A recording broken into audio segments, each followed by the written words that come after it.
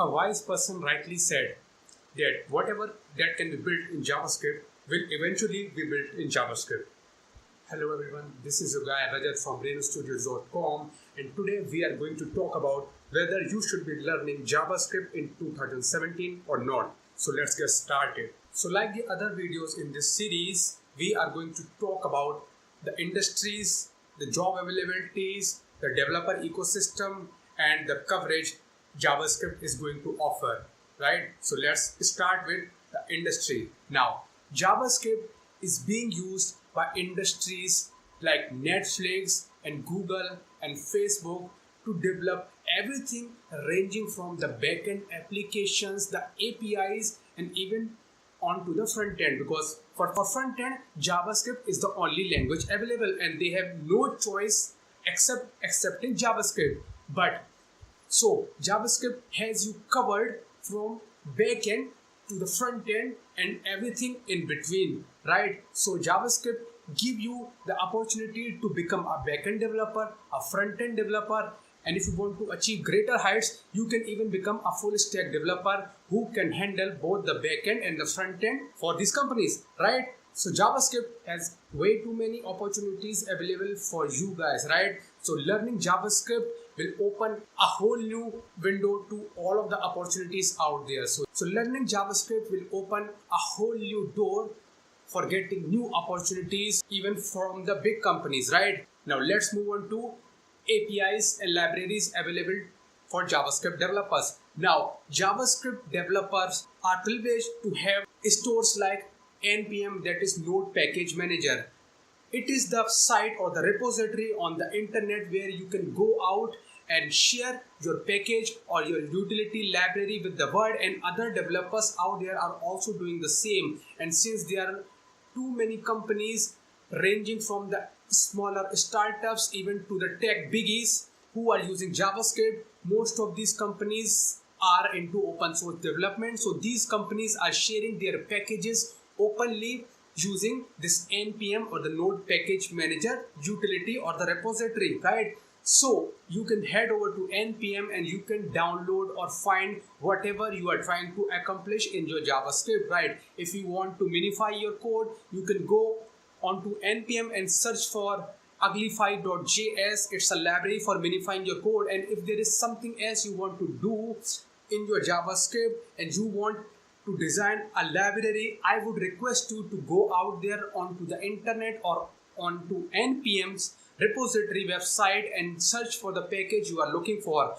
Most probably in 90% of the cases, you will find something which can offer you a same functionality thing which you are thinking about designing on your own, so you can save that effort. So library wise, JavaScript has you covered, and there is no point in writing everything from scratch because most of the developers out there has you covered in that particular thing. Moving on to the developer ecosystem.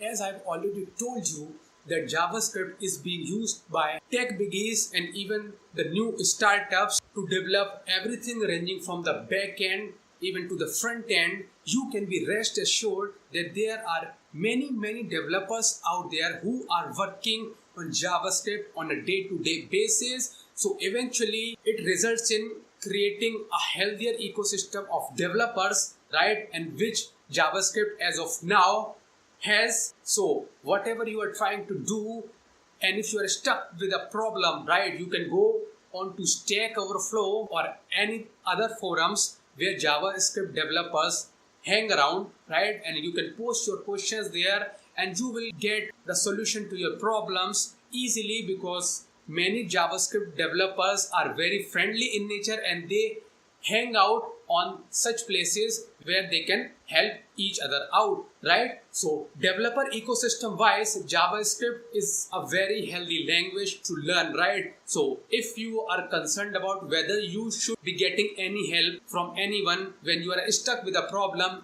be rest assured that JavaScript is the perfect choice and you should never be concerned about such a thing as far as JavaScript is concerned. There are many people ranging from the beginners and to the experts, right? So there is no point in worrying that what would you do when you are stuck with any JavaScript problem, right?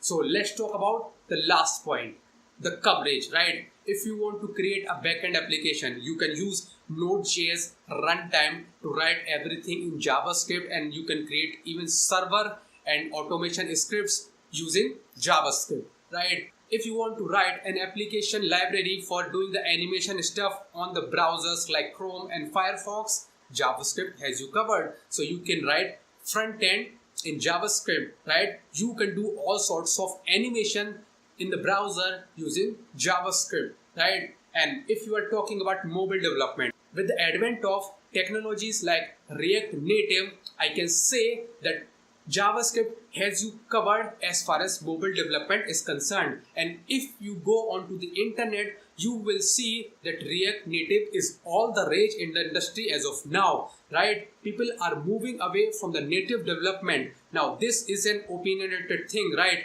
I'm not saying that everybody is moving away from the native development thing, but in order to cut down on the developer cost and time to market, people are adopting technologies like React and React Native so that they can code everything easily using the same talent pool of JavaScript developers, and they can create code bases where they can easily share components among the web interface and the mobile interface like iOS and Android apps, right? So people are using technologies like React Native to achieve that thing. So I think that JavaScript has you covered from backend to the front end to the mobile development, right? So you can do anything you want using JavaScript. So I think learning JavaScript will be very beneficial in 2017 and in the years to come. And people are even using JavaScript to handle IoT devices from drones to LED bulbs, right? So the opportunity is kind of unlimited as far as JavaScript is concerned. So those are all of my reasons of why you should be learning JavaScript in 2017. And if this video has convinced you enough to go out and learn JavaScript, for people like you, I have created a full beginners course where I have taught JavaScript from the very scratch. If you follow that course, you will get to learn all of the basics that are necessary for starting with JavaScript. So click on the card on this link and make sure you follow that video course and get started with learning JavaScript.